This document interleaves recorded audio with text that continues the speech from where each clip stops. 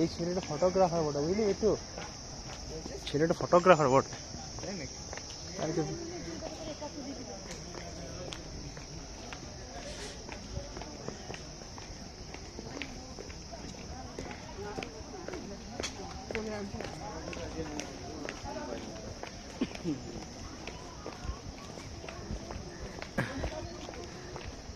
দেখি চল দেখি বলছি নিচে দেখি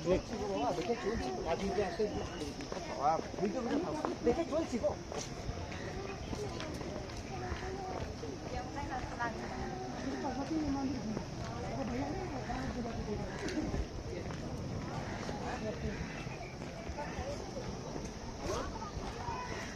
কাল